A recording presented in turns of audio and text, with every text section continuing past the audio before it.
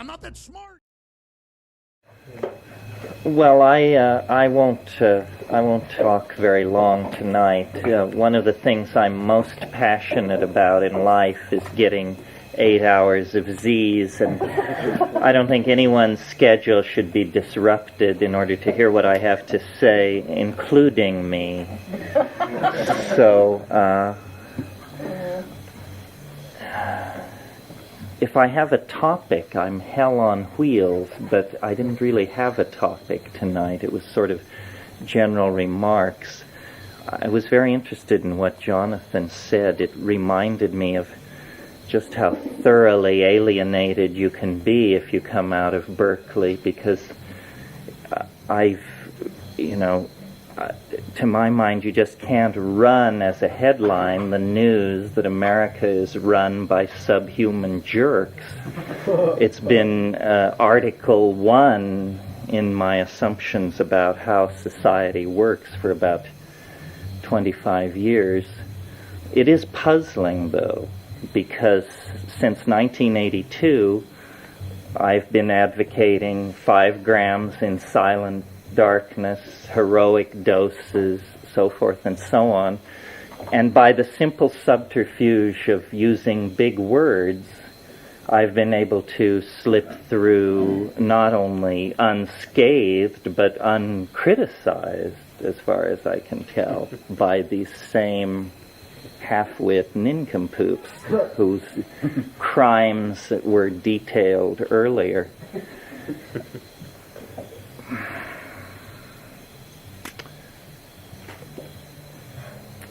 My notion of how all this works is not different in conclusion, but different in approach, I think, because I always tend to try and go for the big picture.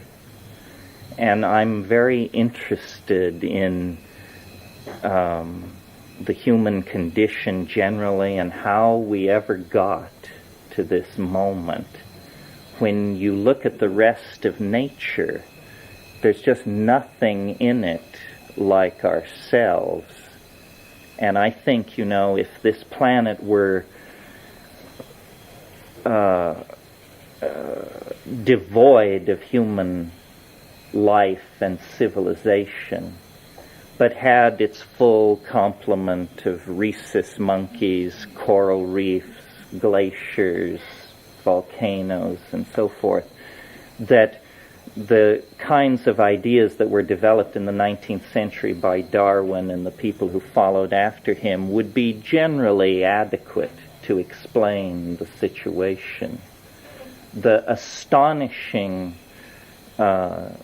natural product is humanity and the civilization that it has created. And short of some kind of religious explanation, that we are the product of God's generosity or something like that, which isn't very satisfying to a scientist. And I number myself on the outer fringes of that loathed minority. The human experience represents something entirely different. And so to explain ourselves, we have to reach for some kind of an extraordinary explanation. Not only to explain, our poetry and our soaring cathedrals and so forth, but also the way in which we shame the animal kingdom by our cruelty, our brutality to one another, our perfection of forms of lethal behavior that are on a scale unimaginable in the animal world. And my explanation of how this circumstance comes to be has, by dint of what I think is intellectual fairness and other people call quirky happenstance, come to rest fairly strongly on these consciousness-altering substances that are so important to all of us here. And I think briefly what I want to say about it tonight, and I can go into it in more detail in private conversations or later, but here's the snapshot version of how it works. All primates form what are called dominance hierarchies. This means that the long-fanged, hard-bodied young males of primate species control the females, the juveniles, and the older members of the social grouping. And this is a general phenomenon in primates. It reaches clear down to squirrel monkeys and from the higher primates to the lowest of the primates. And as we sit here tonight, it functions in us as well. This is what gender politics is all about. This is what power politics is all about. This is what racism can be traced to, and so forth. So, and yet, somehow, at some point in time, there was a temporary suspension of this tendency in our species. It's a behavior. It's not an organ. It's not scripted into our physiology. It's simply a behavior, like language, which is also a behavior, and a behavior which makes a tremendous symmetry break with the rest of nature. And I think that in order to explain the presence of language and the presence of our complexity, we're going to have to hypothesize an unusual set of circumstances acting only in our species as far as we can tell. Now, it's known that alkaloids generally, in low doses, have the peculiar quality of increasing visual acuity.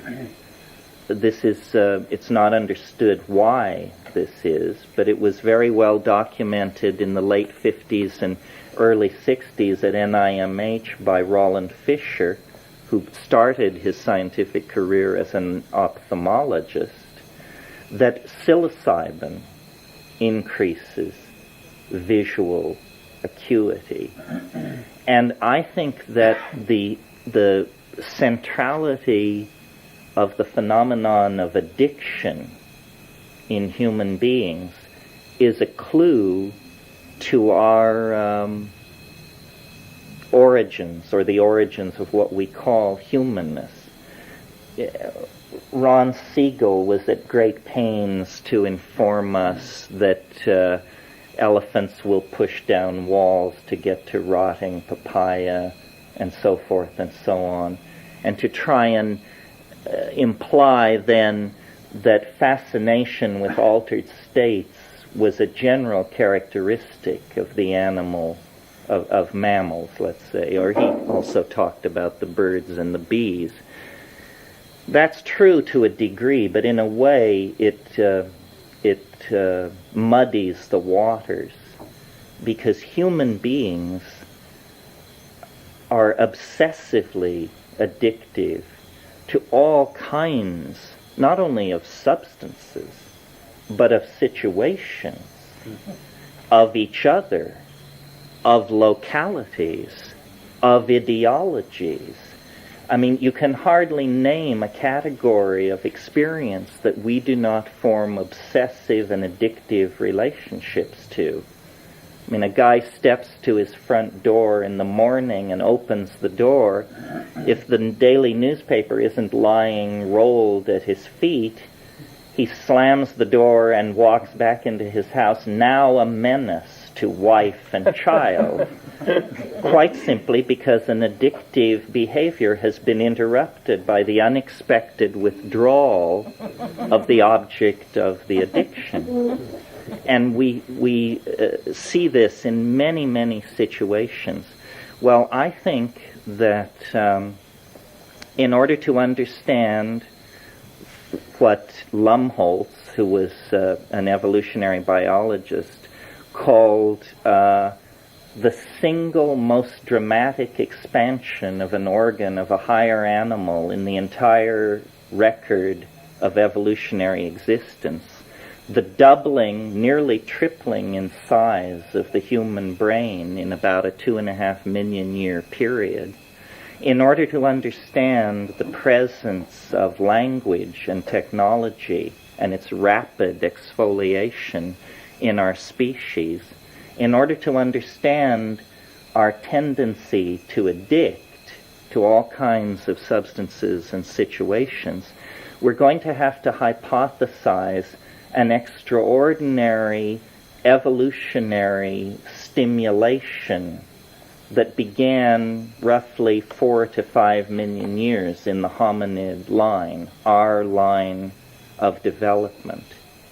And I will lay out a scenario for you. You can sleep on it. We can argue it later. But this is my myth or my story or my attempt to shatter the Darwinian paradigm with a slightly different approach. Approximately 5 to 6 million years ago, a climatological process began in Africa, which is continuing at this moment, a slow process of drying. 7 to 5 million years ago, 90% of the tropical region of Africa was covered by a climaxed rainforest as dramatic and as species dense as the Rio Waijaga Basin, which is one of the most species-dense regions of the Amazon, is today. But at some point, this drying tendency began to force the retreat of this rainforest ecosystem, and in its place was grassland and savanna. Now, our remote ancestors, like most animal species, had occupied an evolutionary niche and were very content to fill that niche and to maintain themselves there as canopy-dwelling, fruit-eating primates with a complex but not extraordinarily complex set of pack signals, as we see, for instance, in squirrel monkeys today and other tropical or other canopy-living socialized primates. Whenever a species feels its habitat under pressure, there is suddenly evolutionary opportunity for mutations which would previously be suppressed as inappropriate to, in fact, gain a certain currency within the population, if not an outright dominance. And our remote ancestors, faced with a retreating habitat, had two choices: extinction or expansion into a new habitat. And it was at this point in time that we began making brief forays out of the trees and exploring what had previously been, I'm sure, a very alien dimension to us, the forest floor and the adjoining grasslands.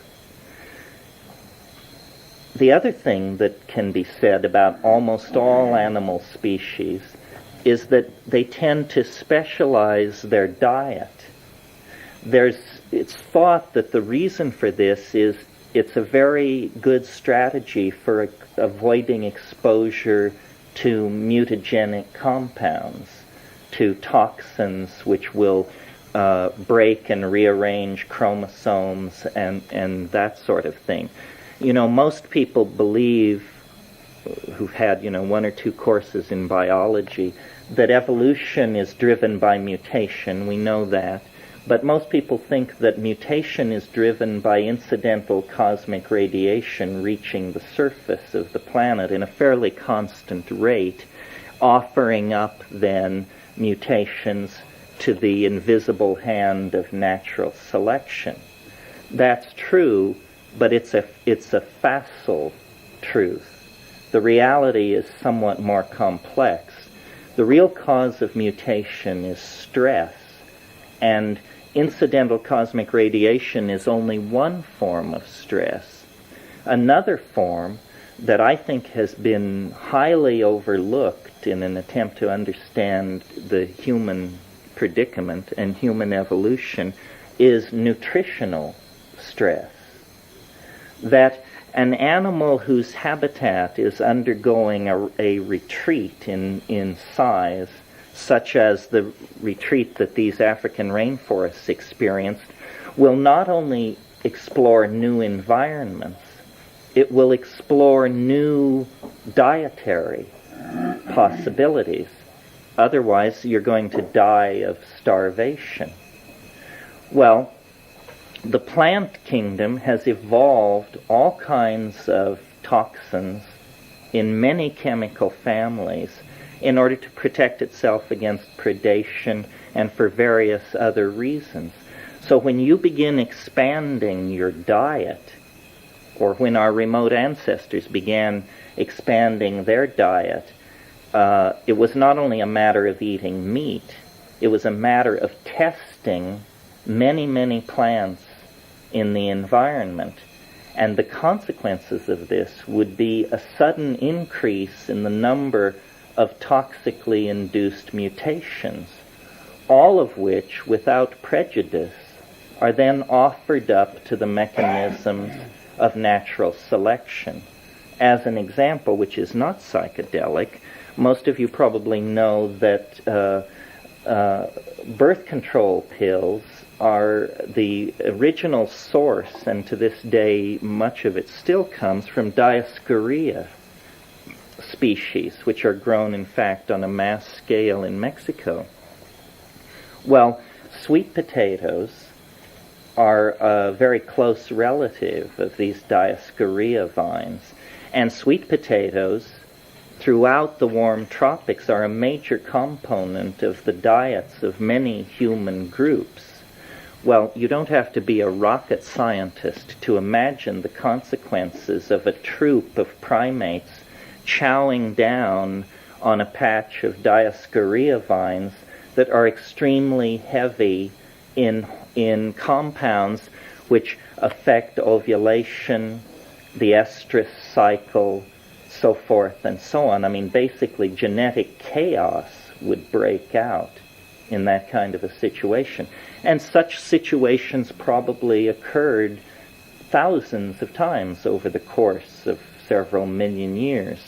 That's a spectacular example and a fairly destructive one. I doubt that very much of evolutionary use to the human species arose out of interrupting ovulation and screwing with lactation cycles and this sort of thing through sampling of toxic plants.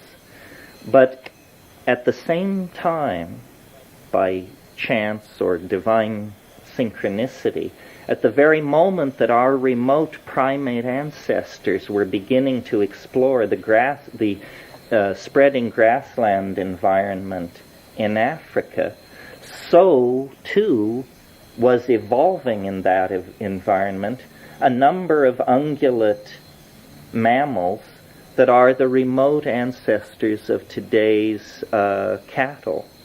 Bos primitivigensis, the proto-ancestor of Bos indicus, was one of these animals. And I'm sure I don't have to tell an audience like this that the manure of these ungulate, multiply stomached animals is one of the preferred environments for a number of psilocybin-containing species of Basidiomycetes, mushrooms. so that there's very little doubt that our remote proto-human ancestors would have encountered in the quest for an expanded diet, along with poisonous legumes and all kinds of other toxic plants, they would have encountered psilocybin-containing mushrooms in their search for a new dietary equilibrium. And I maintain that psilocybin has characteristics which uniquely set it up for the compound which may well have worked the changes on an advanced bipedal monkey with binocular vision and a complex pack signaling set of pseudo-linguistic programs that would lead directly into the development of a species like ourselves. It goes like this. First of all, I mentioned the visual acuity thing. Our remote ancestors were omnivorous. This was one of the changes that went on. They were willing to accept not only insect protein, not only small birds, which may have been eaten for a long time in the canopies, but they were into running down small mammals and eating them. Well, it doesn't take a great deal of imagination to see that if there is a plant in the environment of an animal that lives by predation, and that plant will confer increased visual acuity, then those individual members of that species that will accept that plant into their diet will gain a slight advantage over other individuals of the species that are ignoring or treating this plant as though it were not a potential food item. Because visual acuity, it's essentially, the psilocybin was acting as chemical binoculars for these early hunting primates. Better eyesight means more successful hunts, which means more kills, which means more protein available to your offspring, which means a rapid outbreeding of those animals that will not accept this item in the diet. So that's the first stage of what I want to propose to you as a hypothetical three-stage process that would lead into the evolution of creatures like ourselves. It isn't dramatic. The next stage, however, is somewhat more dramatic. It is that psilocybin, like like most psychedelics, is what's called a CNS stimulant, central nervous system stimulant. Stimulation is characterized by what's technically referred to as arousal. We all know what arousal feels like. It's how you feel after 2 double cappuccinos. It's, an inability to sit still, a restless moving of your attention through the environment. You're antsy. That's basically it. You're also more likely to confront a physically superior opponent and launch yourself at them, whether this be a potential food source or a rival. It also, in highly sexed animals like primates, arousal means sexual arousal, erection in the male. And under the influence of psilocybin in this early proto-human environment, this would have led to what anthropologists delicately call more successful instances of copulation. That means sexual encounters which lead to impregnation of the female. So here's a second factor besides more success at obtaining protein, a second factor which would tend to promote the outbreeding of the non-psilocybin using members of the tribe. They simply were less interested in sex. Okay, now the other thing is psilocybin in that kind of a situation, without the strictures laid on by tight sphinctered, later developed religions, leads to humping all in a pile. In other words, an orgiastic style is what you would expect to see in that kind of a situation. Now, this is important because the social consequences of an orgiastic sexual style is men cannot trace lines of male paternity. Men don't know who their children are. Women know who their children are because they see the child come out of their body. But men have no sense of their own children. They only have a sense of the group's children. It's a factor promoting community, you see. And at higher levels, and this is, I would argue, probably a unique characteristic of the psychoactive tryptamines, they promote pseudo-linguistic activity like glossolalia, bursts of linguistic-like vocalizations would have been common in these proto-hominid ancestors because they already had a complex pack control audio signal system that existed in the canopy. So I'm suggesting then that psilocybin was a kind of enzyme that accelerated certain tendencies in our remote ancestors that set them up to develop a very complex repertoire of audio signals which required larger brain mass to process, and a style of socialization that, and this is the important part of the theory, that suppressed male dominance, that this orgiastic sexual style suppressed male dominance, and that over time a kind of paradisical world came into existence on the grasslands of Africa, where today there are howling deserts, some of the most extreme deserts in the world, the Sahara. As recently as Roman times, Pliny called the Sahara the breadbasket of Rome. That's only 2,000 years ago.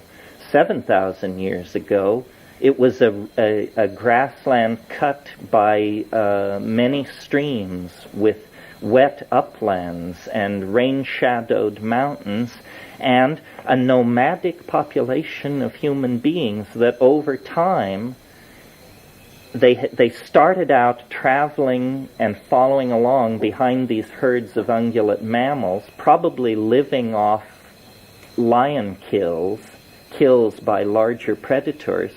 But over time, a kind of pseudo-symbiosis took place between human beings, cattle, and, I would maintain, mushrooms. And the style of life was nomadic, orgiastic, communal, and dynamically in balance with the rest of nature. Now that's as much as I would say to a straight evolutionary biologist. But to you, I say, there was one other factor here, which is that at this high dose, higher than the dose that would make orgiastic activity possible, but a dose which makes sex unthinkable, where you're just nailed to the ground around the campfire, unable to move, at that dose, there is a connection into the gestalt totality of nature, which I call the Gaian mind. I don't think it's a religious hypothesis. I don't think it's a theological construct. I think it's a biological reality. It's the unity of nature. It's the seamless totality of meaning that we have completely lost touch with, we, 20th century civilization, and it's our lack of connection to this Gaian totality that permits us to participate in the murder of the planet. We are emotionally dead to what we are doing. If we could feel for a single moment the true nature of our circumstance, everyone would be an ecologist. Everyone would be concerned about the fate of the rainforest. But we have put in place a set of institutions that deliberately mask and suppress our connection into the Gaian mind because it would be so painful for us. 15,000 to 25,000 years ago on the plains of Africa, I think the human-nature relationship existed in a wonderful dynamic balance that brought no disgrace to anyone. Well, so then the question becomes, so if it was so wonderful, what happened to it? Well, the answer is the very forces which created it destroyed it. They were forces of climatological change. Where there had been rainforest and then grassland, there came desert. And the spread of the desert meant the retraction of the habitat of the mushroom. And when the mushroom became scarce, so that it could no longer, these orgiastic get-togethers could no longer take place at every new and full moon as they had for perhaps 100,000 years, when that was no longer possible, the behavior, the tendency toward male dominance, which had been chemically, pharmacologically suppressed by psilocybin, it had never been gotten rid of. It was there all the time. And when the mushrooms receded, it must have been like hell on earth. It must have been somewhat like what we are experiencing in the 20th century. It must have been an experience of people becoming brutal, animal-like, capable of mass murder. People became, suddenly males became aware of male paternity, of turf battles, of classes, and all of this happened right at the moment that agriculture was born. Agriculture, I think, was the great bad trip in terms of human development, because what agriculture did was it ended nomadism, because agriculture requires a sedentary lifestyle.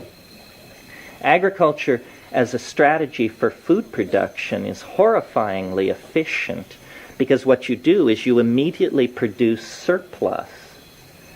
In the presence of surplus, there is a tendency to create a have class and a have not class.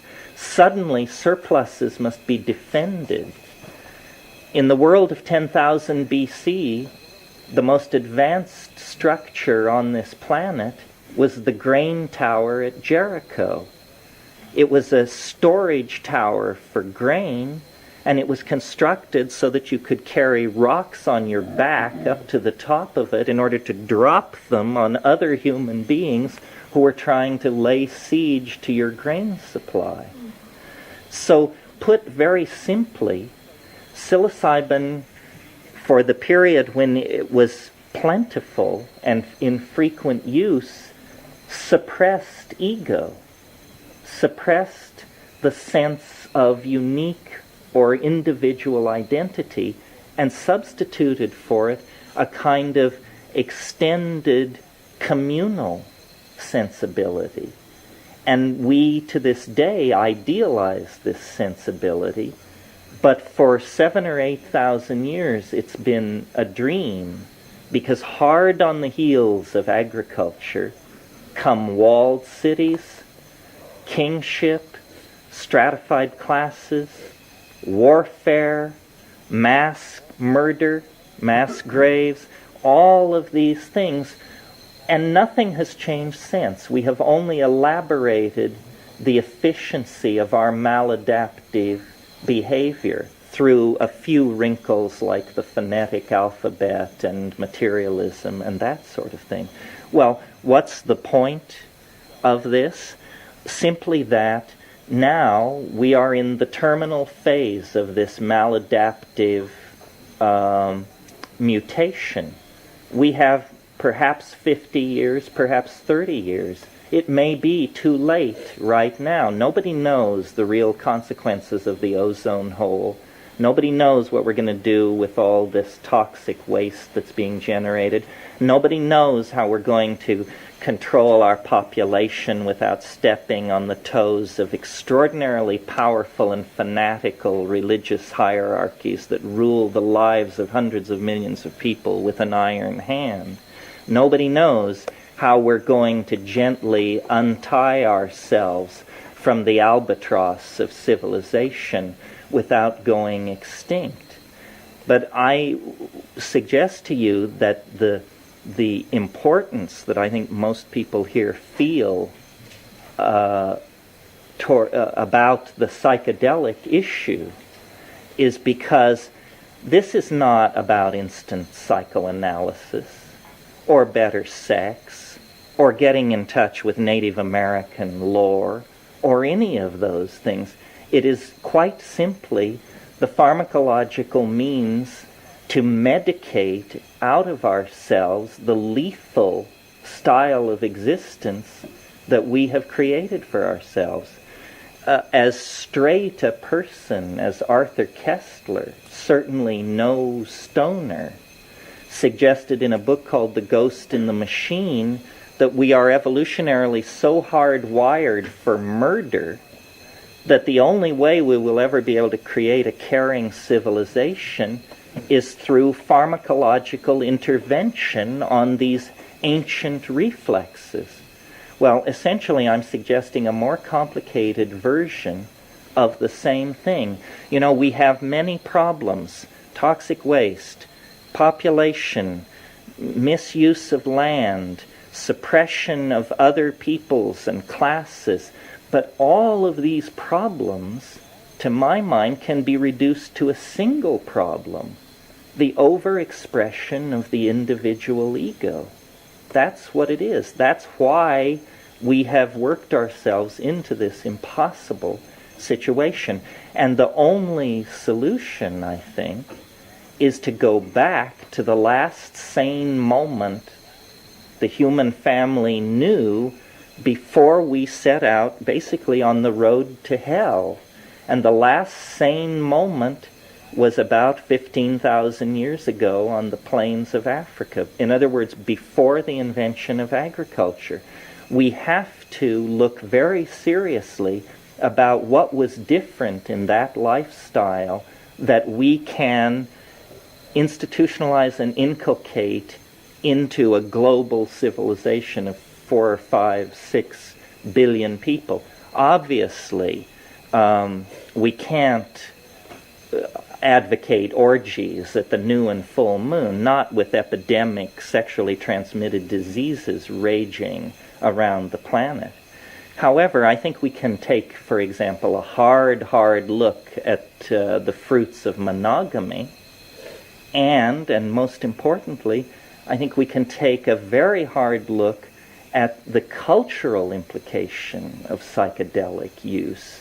Most people talk about it in terms, and I do as well, in terms of individual right, human liberty, but it's a social obligation, I think, to try and find strategies to manage and erode the control of ego. A very powerful factor in global civilization that is pushing us all toward rack and ruin is materialism. The grip of materialism on the modern imagination has been achieved by convincing each and every one of us that you're nothing except for the things that you have. psychedelic users know that the greatest riches lie right here. That's the counterpoise to Kmart and Costco and Yves Saint Laurent and Enzio Ferrari and all the rest of these people who trot out these toys that cause us to feel inadequate and incomplete unless we possess them. So I see the psychedelic thing as literally a fight for the life of not only the human species, but all life on the planet. Capitalism is not a user-friendly system. Capitalism will continue to extract metals and cut down forests and enslave third world populations until there is nothing left to cut down and nothing left to dig up.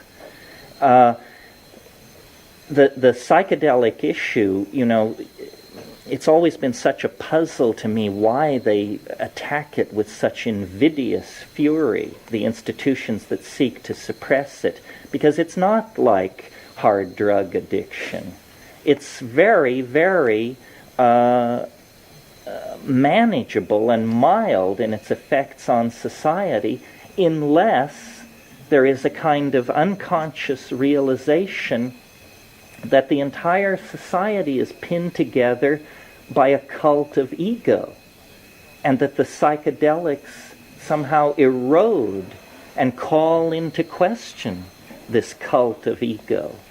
And so what I would leave you with tonight is simply the idea that I don't see us as involved in some kind of minor civil liberties issue where we are adjusting our right to experience yet more pleasures or more insight for our own self-satisfaction or aggrandizement.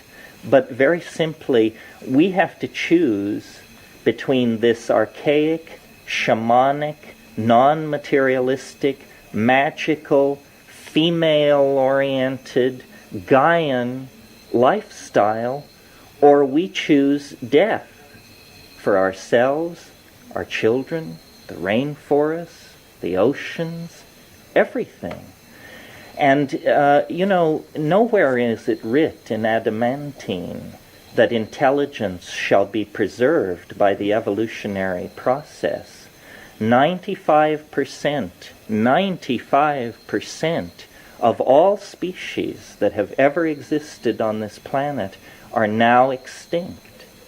You can see them, the hecadonts, the plesiosaurs, the great sauropods. All of these creatures are now simply locations in various shales and the stratigraphy of the geology of the planet. And it's, I think, incumbent upon anybody who feels any portion of this message to take a stand. It's not a stand for human liberty. It's not a stand for something as Western and recently invented as intellectual freedom or something like that.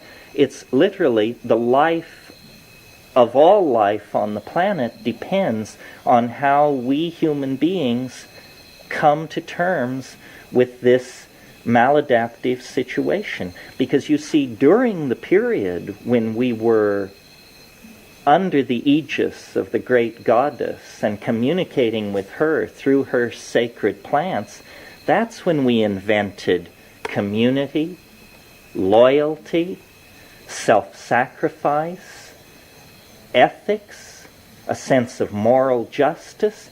It wasn't developed at Ur or Sumer or Babylon. I mean, those places outrage a sense of moral justice. It was developed in the archaic, shamanic, nomadic, Gaian phase. And our nostalgia for that, it should be honored.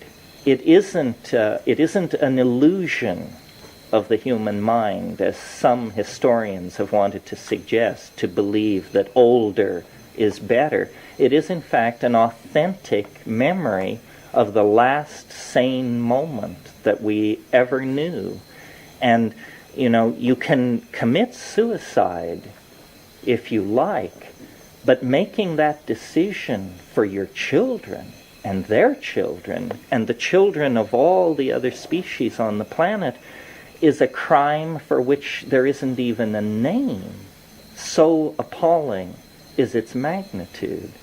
So that's really all I want to say. I mean, I could, you know, pound the pulpit and claw the air, but I think that this is the single most important issue at large in the world today, and people such as ourselves who by good fortune and chance and synchronicity find ourselves on the fringes of this issue, or if agreeing in any small part with what I've said here this evening, there's a moral obligation to put this out in the marketplace of ideas. Millions of people, billions of people need the calming assurance that comes from experientially verifying the existence beyond the grave. And I think that at the end of history, this is what will happen, that very shortly the instability built into the system is going to transform material existence beyond all imagining. The culture, the global civilization is dying. There are too many problems.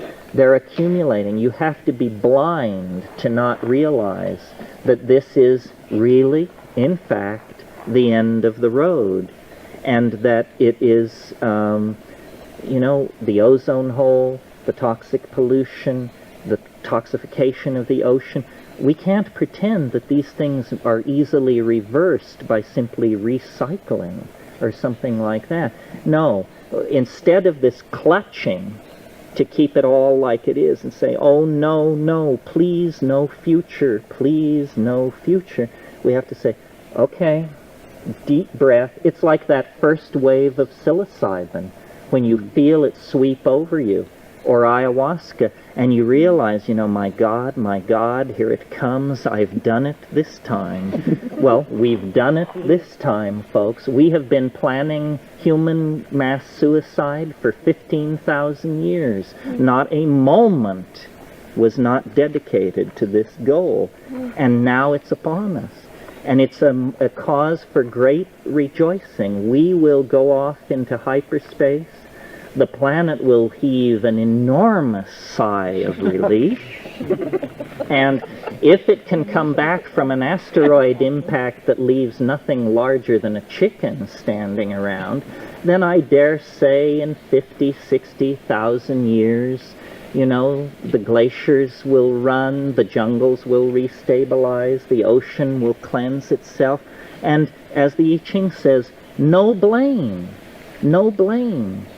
The metaphor that we have to keep in front of ourselves, you know, you all know the cliche, ontogeny recapitulates phylogeny, right? Do we all understand what this means? No. It means it's something that embryologists in the 19th century created, and I think it's fairly profound. It's that a fetus, a human fetus, recapitulates the entire history of evolution on this planet. It begins as a tiny one-celled organism, it becomes a fish, it becomes a reptile, it becomes a mammal, it becomes a human being, but the part of the recapitulation of phylogeny that we've ignored is extinction. For 1,000,000 years, we have been afloat in the gentling amniotic ocean of the planetary environment. Imagine the fetal crisis of birth.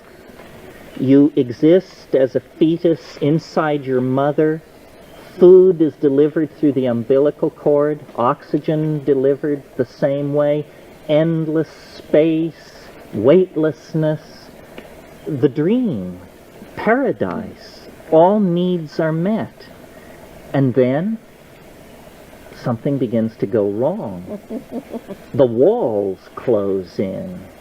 And you begin to be propelled into the birth canal. Strangulation. Death. The fetus must know at that moment incredible fear. Everything is going to be destroyed. The world is ending.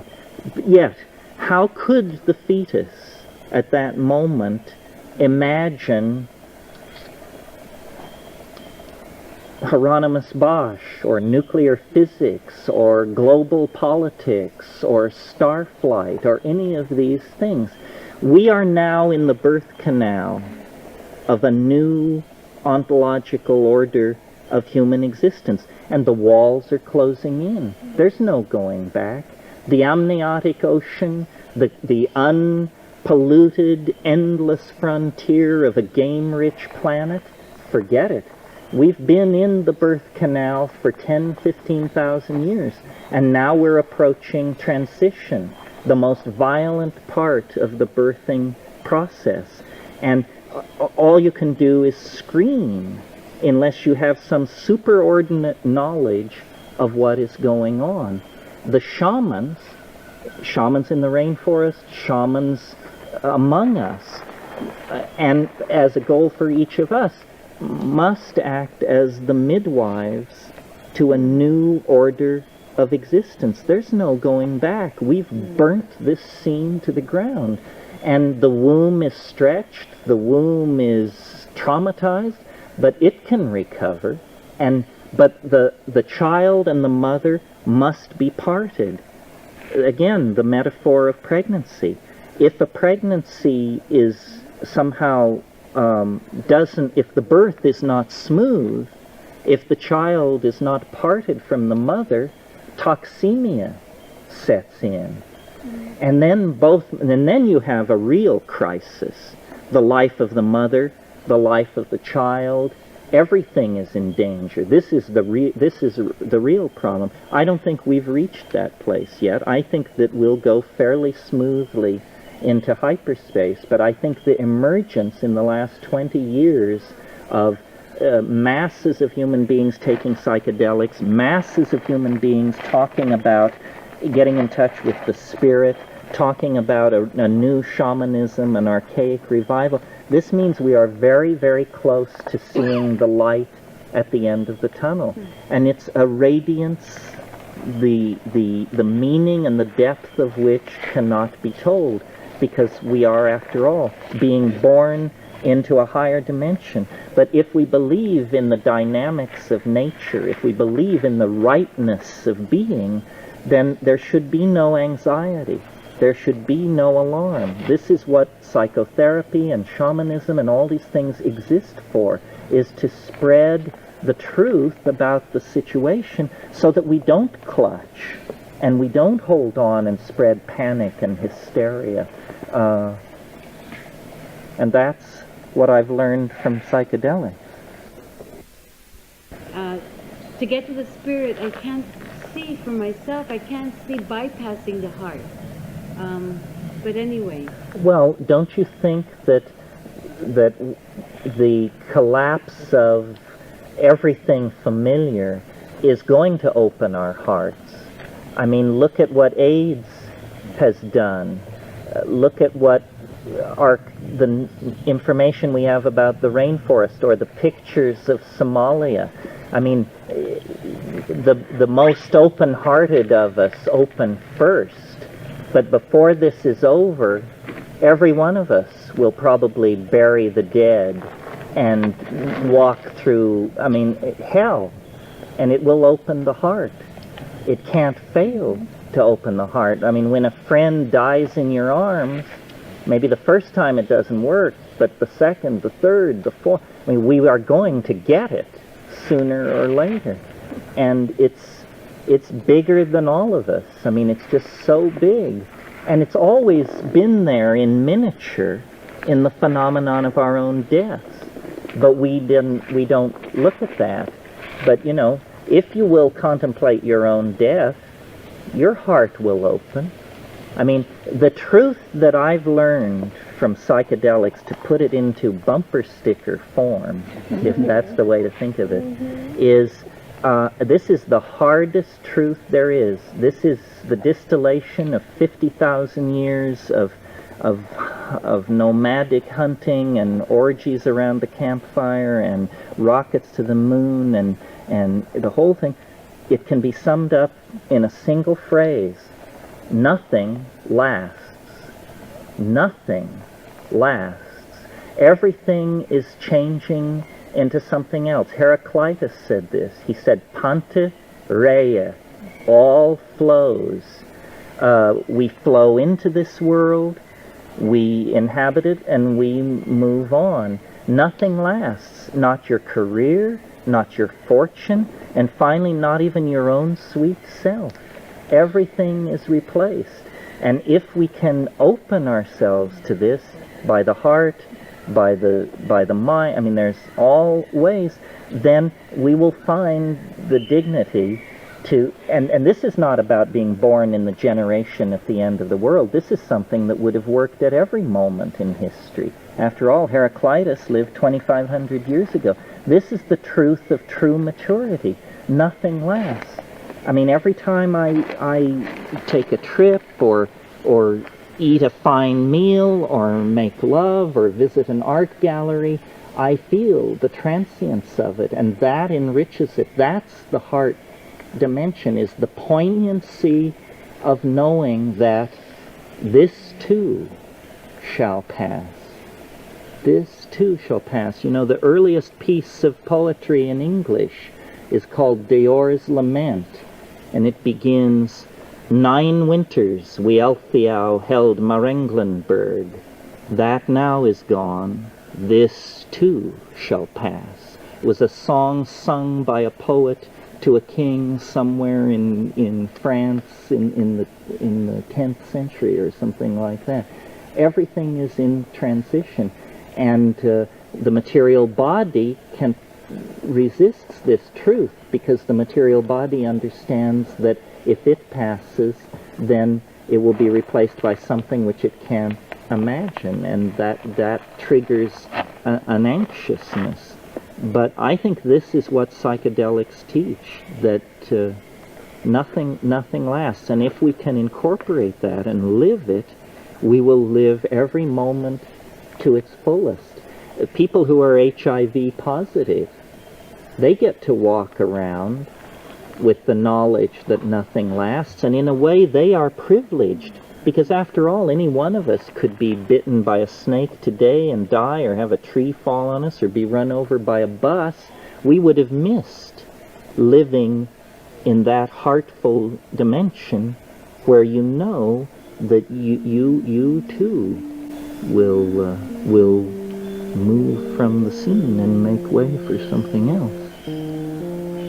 William Blake said, nothing is lost. Nothing is lost, and I really believe that. I think we only move on. But William Blake, you know, this isn't the opposite thought, but it's an adumbration of it. He said, what is the price of experience? Is it bought for a song or sold for a dance in the street? No, it is purchased with all that a man hath. His children, his wife, his home. And that's the truth of it.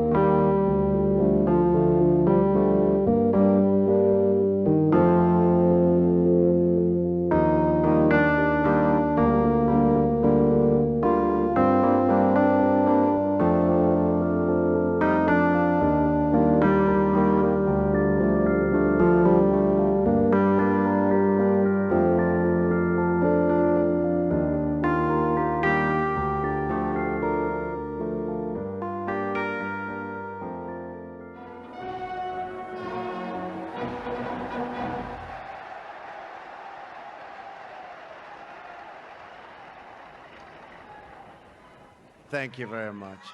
You folks are in here. Place is packed. There are lines that go back 6 blocks. There is such love in this country for everything we stand for. You saw that on Election Day. And you're going to see it more and more. So we're all part of this very historic movement, a movement the likes of which, actually, the world has never seen before.